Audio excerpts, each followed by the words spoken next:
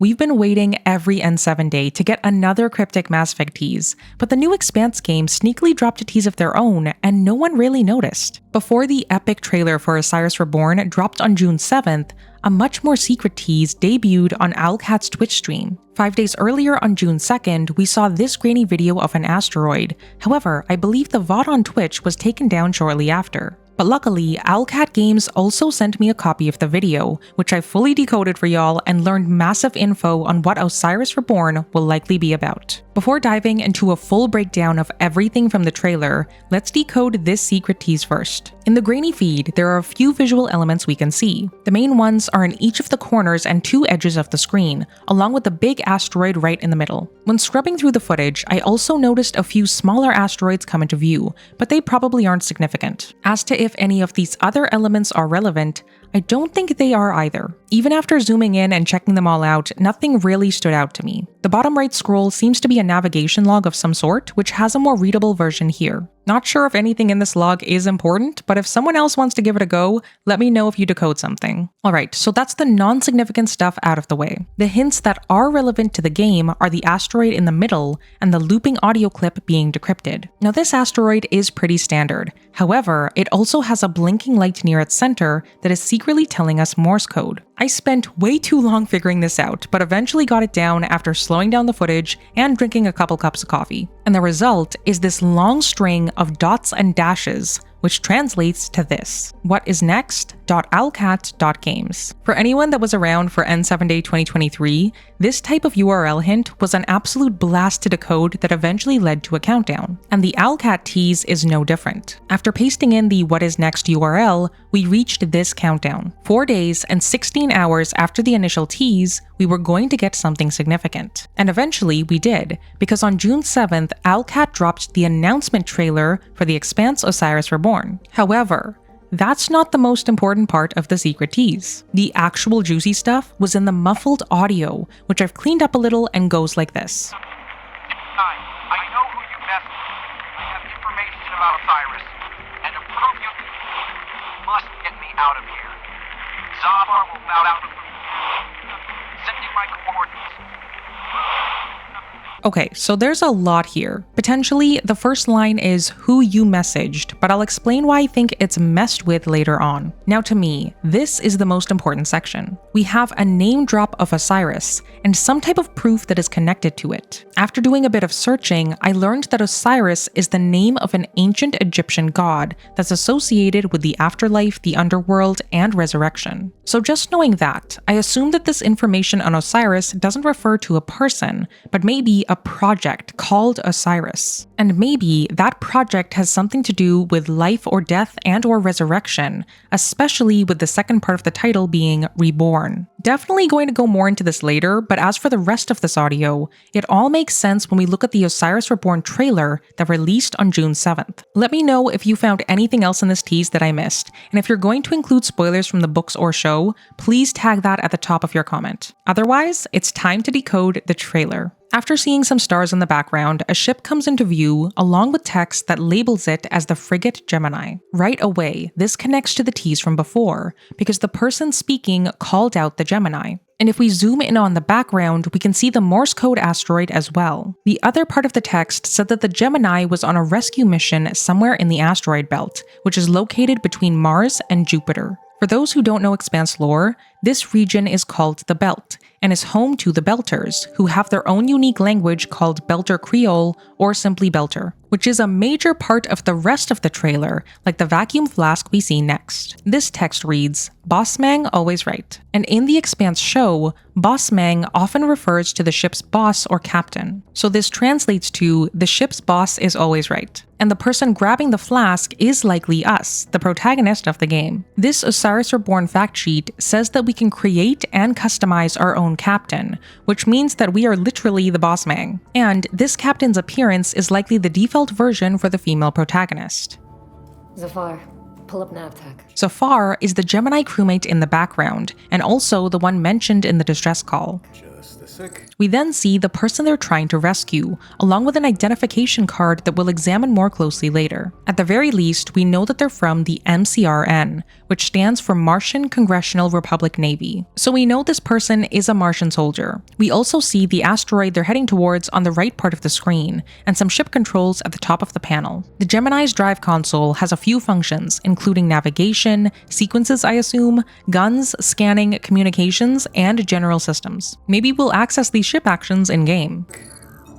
Next, we see the Gemini's schematics, along with something below it that doesn't make much sense to me. We didn't see anything trailing the frigate, so it must be a light shuttle on board. The fact sheet also mentioned we'd have the most advanced ship in the system, so I'm leaning towards this being a Martian ship. For those who aren't familiar with Expanse lore, the Martians are the most innovative and militaristic group, which makes them the most advanced as well. Now, the fact sheet also says that we're a Pinkwater security mercenary. Why a group of mercenaries has access to a Martian ship is beyond me, but it might have something to do with the guy they're trying to rescue. Got it. Taki. Now here's the fun part. What we just heard was the Belter word Taki, which translates to thanks. But since our captain could have a background of Earther, Martian, or Belter, the trailer has chosen to show us a Belter captain. This likely means that Belter will be the default background choice, which I have absolutely no problem with as a Beltalota fanatic. We gonna find out about your Kopeng right quick, okay? Now, even though I am a Beltalota fanatic, my Belter is pretty rusty. So my best translation of this based on the Expanse wiki would be, we're going to find out about your friend quickly, okay? Which confirms that Zafar is vouching for the unknown target, like the Tease said. Just want to do him justice. Stuck his neck out for us. Least we can do is get him out alive. So a few new things here that connect to the earlier Tease. From this, we know that Zafar's friend somehow saved the Gemini crew, and the reason they're going to save him is because they owe him a favor. A couple things that stand out visually during this conversation is the Gemini symbol on the captain's armor, and on Zafar's front and arm. And also, while they're speaking, we see another crewmate in the background floating to their seat, which then leads to the crewmate joining the conversation. We've got big enough guns to make justice, all right? Oh, Michael.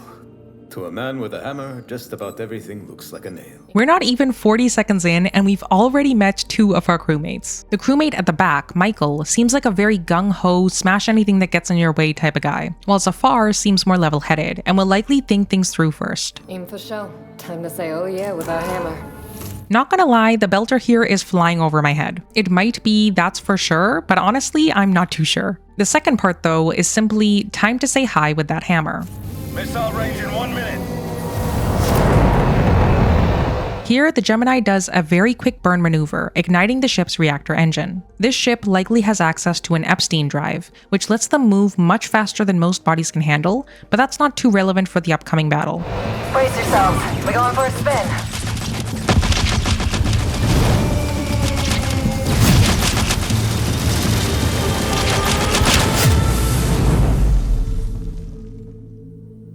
After that epic ship battle, we then cut to the Gemini crew breaking into Airlock 5 of the asteroid, and our first look at two of the crew's enemies. The major reveal here is that these guards work for Protogen, which we'll definitely be discussing later. As the crew finally breaks in, it turns out that the Gemini captain had already floated their way inside. And as they activate their mag boots to stabilize in 0G, two quick shots take care of both the Protogen guards. Michael and Zafar then make their way inside, with Michael sporting a Gemini symbol on his helmet. Everyone is rocking the iconic mag boots that activate with a single heel click. This is essential for any 0G environment, otherwise you'd be stuck floating around. After this, we then cut to camera 16 that shows the Gemini crew walking in. The bottom right shows that it's trying to get facial recognition on them, but encounters a system failure, resulting in the glitched out faces of the whole crew. Clearly, this is not their first rodeo. They're all smoothly operating mercenaries.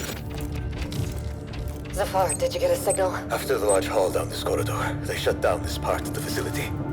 Long time before our arrival. After the captain asks Zafar if he got a signal, we see him check the tech panel on the front of his suit. We can see that the target's profile is in an isolated room connected to a large main area. Zafar noted that they've shut down this part of the facility a long time before their arrival, which will become very relevant near the end of the trailer. Fine, let's deal with those guys first.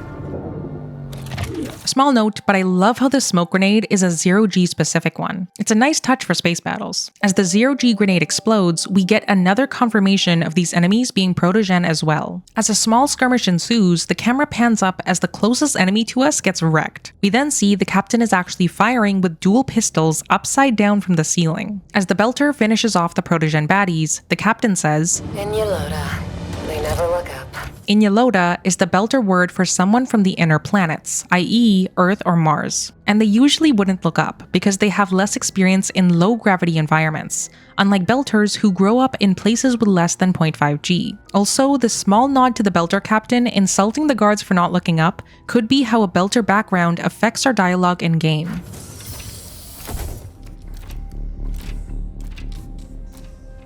Zafar, you were right. They shut down this. As the captain enters the large purple lit room, they head towards the lab room at the back that the target is located in. After the captain gets shot, Michael is the first one to take note of the enemy's position and fire back, probably because he has the most fighting experience in the group. And we once again see that the enemy is a protogen lackey, which I'm starting to sense a pattern of here. As the guards turn their attention to Michael and Zafar, the Gemini crewmates slowly back up, with Michael moving more smoothly backwards than Zafar. 4 additional enemies approach in the background as they duck behind cover, followed by the captain's line of Falota! I need backup! Falota is the belter word for crap, like when Falotas hits the fan. Hold on, I'm coming! I'll cover you. As Zafar's drone takes off, Michael opens up his shield while the drone takes out the guard up high. Michael, meanwhile, charges shield first into the nearby enemy before finishing them off. This is very likely showing us a move that he'll do during combat, and one we might have access to as well. Thanks. I can't see shit from here. The bird up high shall be thine eyes. Wildly, Michael also has a shoulder turret that takes out the 2 left guards before the Gemini captain finishes off the final protogen lackey. And luckily, Zafar's drone camera can see the Falota going down and explodes the nearby barrels, which will probably be something we can order Zafar to do in Game 2. As the Gemini crew moves into the lab, we can see how much taller the Belter captain is compared to their crewmates. Belters are typically taller than inners because their bones and bodies grow more elongated in low gravity. I'm not sure how scientifically accurate that is, but it is part of the lore, which makes it more likely that Michael and Zafar are inners because of their shorter heights. What the hell happened here?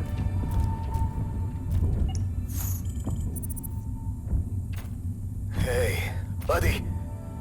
Wait, let's just go back for a sec. As the crew enters the room, we see someone standing on the far right, who Zafar then approaches. In his helmet camera, we learn Zafar's last name is Hijazi, and that he has a pretty low resting heart rate for someone just in a gunfight. Most importantly though, we finally learn his Kopeng's name, which is Eugene Sanin. His date of birth likely means the setting of Osiris Reborn will be close to the mid-2300s. And we also learn that Sanin is from Mars, since he has an MCR birthplace and a military rank of Chief Petty Officer, although he is retired. As a side note, I think Zafar knows Sanin because he might also be from Mars, and maybe even former MCRN. So with this, we finally figured out that Sanin is the person who contacted the Gemini crew about something to do with Osiris. And maybe that "proof you need" line refers to the tube of strange crystals he's holding on to. Or maybe the proof is Sanin's other crystals.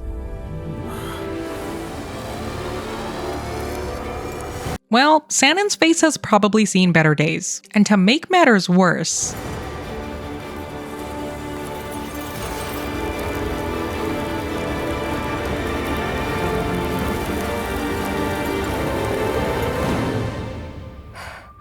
as the crew takes in the other floating crystallized forms all over the room, Sanin blinks, showing that somehow he might be alive. Now, I've watched the show, so I partially know what's happening here, but I'll leave my full spoiler thoughts for later on. For now, we have to discuss how this part in the trailer is the key to everything, but only if we piece it together with the tease from before. Sanin had said that the Gemini crew messed with or messaged someone, and from what we saw in the trailer and knowing that they're mercenaries, I think messed with makes more sense. Potentially, they might have messed with the Protogen guards on an earlier security mission we don't yet know about. Then, the most important bit. I have information about Osiris and the proof you need. So basically, putting 2 and 2 together, the information about Osiris is linked to the proof Sanin has. And very likely, that proof is the tube of crystals that engulfed the entire lab room and the people inside. Now without spoilers, here's what I'm thinking. I think that Osiris refers to a project of some kind, which is linked to the crystals. And since Sanin was wearing a Protogen outfit,